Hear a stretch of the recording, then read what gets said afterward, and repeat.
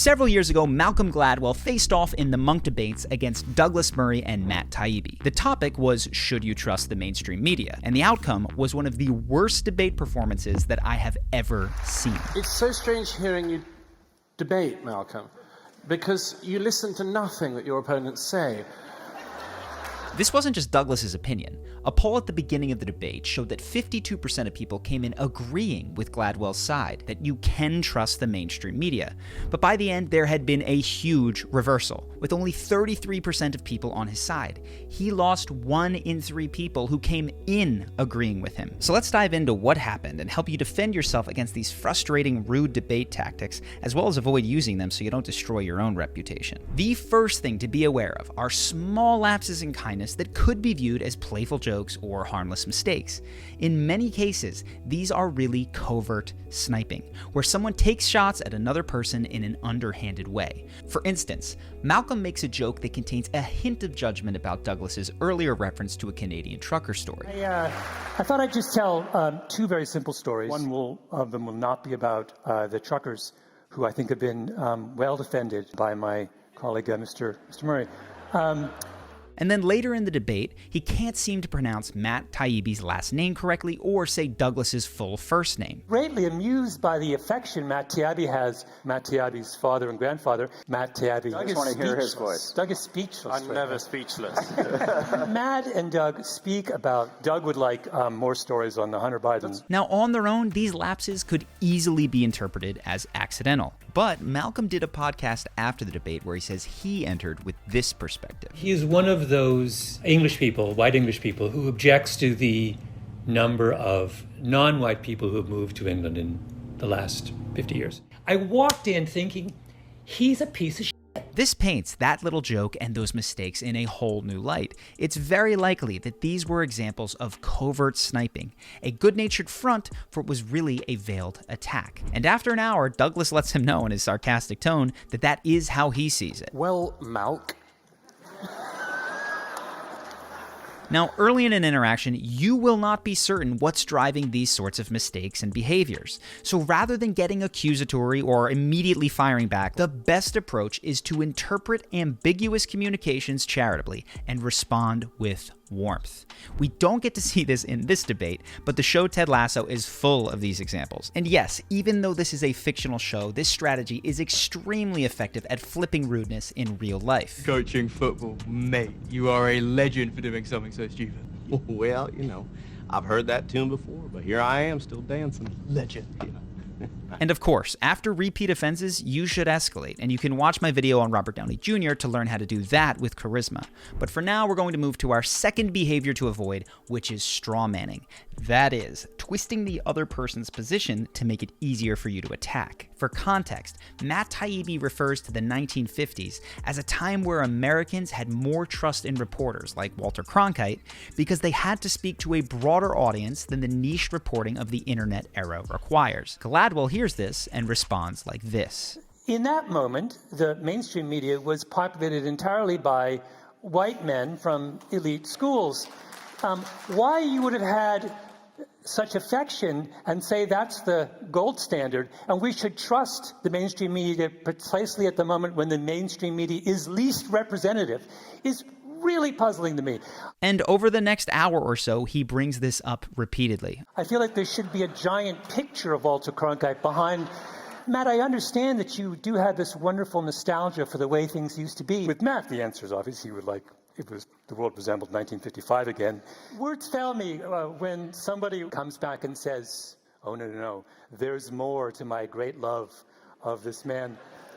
With this direct and persistent twisting of your words, subtle responses will not be enough. So you need to directly state that the other person is strawmanning. You can say it gently, like, hey, I think you're misinterpreting my position. Or if it happens as frequently as it does in this debate, you can take Douglas Murray's more confrontational approach. I'm going to try to take this more seriously than you did in your endless creation of straw men, which just is ceaseless this evening.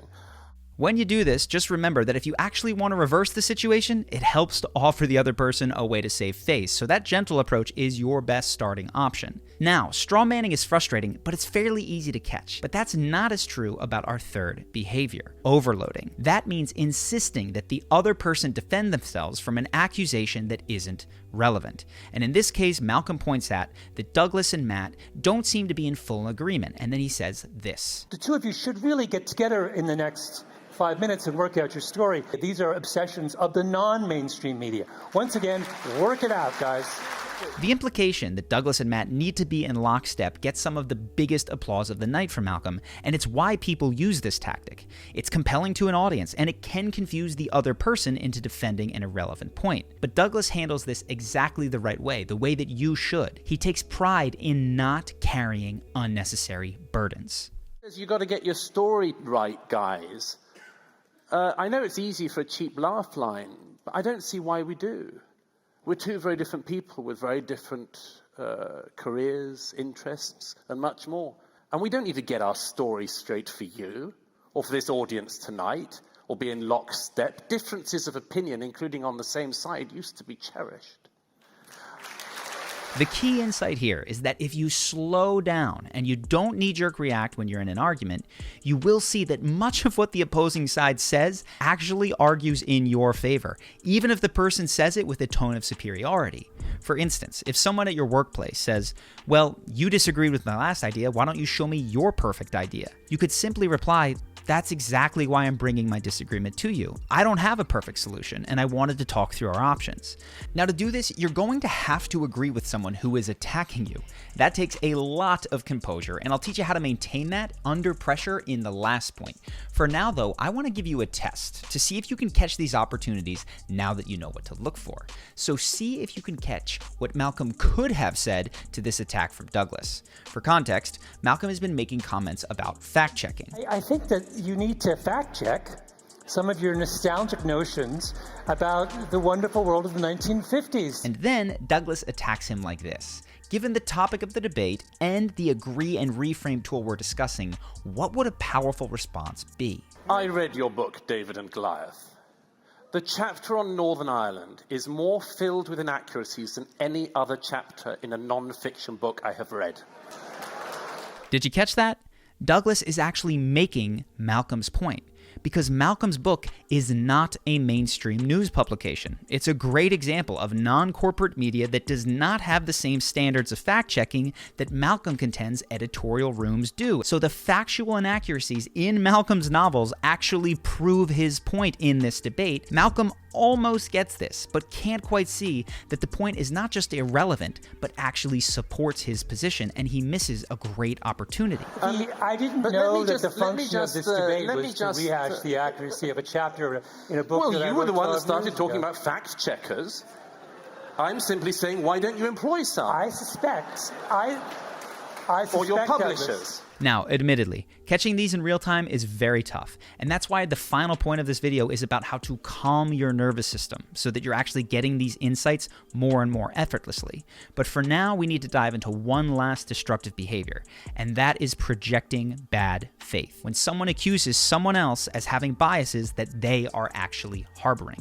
For instance, Malcolm closes with this summation of his opponents. They're concerned that the mainstream media, to the extent that they have told us what it is filled with people who don't think like they do, and that fact makes them uncomfortable.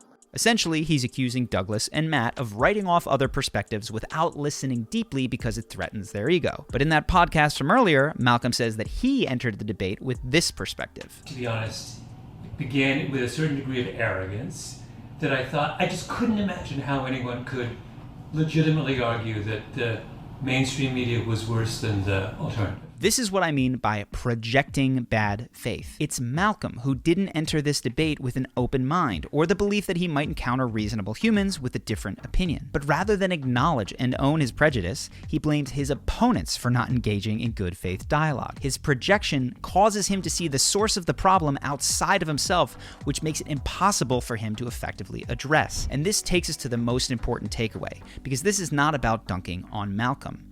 In your own life, in debates, arguments, and in all social interactions, Things will go better when you can listen, both to the other person so that you're able to respond to their points, and to your own feelings in real time. Malcolm can't listen to Douglas or even to himself because he's gotten triggered, especially after that fact-checking exchange, and you can see it in his body language. He crosses his arms and his legs in defense. He covers his face with his hands. He stares off blankly for a long time. And he writes continuously while others are speaking. He's left the room and he is really arguing with people who aren't there. He's arguing with the threats of his past in a fearful and defensive way, which to his credit, he actually acknowledges in that podcast. That dude is one of the, people used to shout the N-word at my mom when she walked down the street in England in 1950, whatever. And in my mind, I'm imagining he's one of those people. These counterproductive instincts occur in all of us when we get triggered.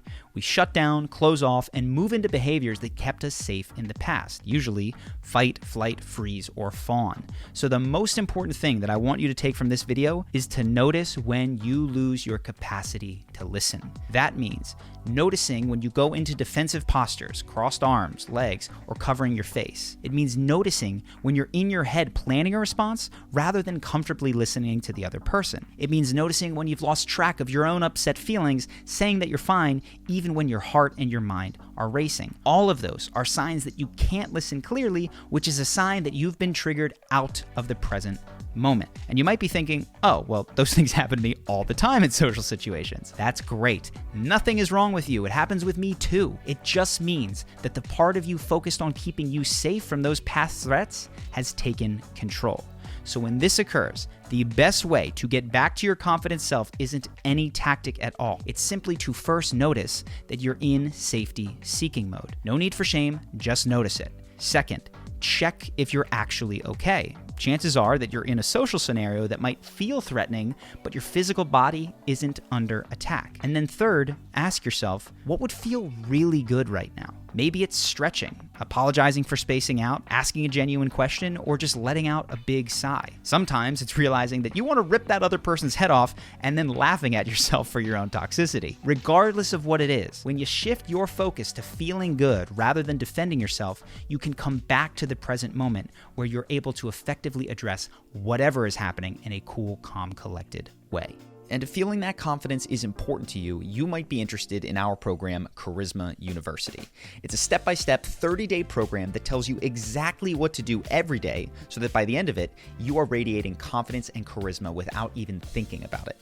Here's just a few things that our past members have said. I had confidence in some areas, but not in others. Then Charisma University changed that for me. Since beginning the program, I have seen noticeable changes in my life. It has helped me unlock the confidence that comes with knowing that I can go into any social situation and crush it. Another member wrote, I've always been bad at expressing myself in situations that weren't one-on-one in conversations. I'd find myself hesitant to speak, or I'd get caught in my own head overthinking things. After CU, I am now way more confident in saying what I think. I feel much happier all the time. I was even able to talk to a woman I've had a crush on for about a year and made a great first impression.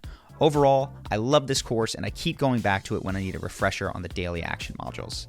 This program is literally guaranteed to change your life, which means that you can take the entire course, and if you don't think it's worth every penny, you can give yourself a full refund right from inside the program. So if you want to see if this course is right for you, click the link on the screen now or in the description below. Either way, I hope that you've enjoyed today's video, and I hope to see you in the next one.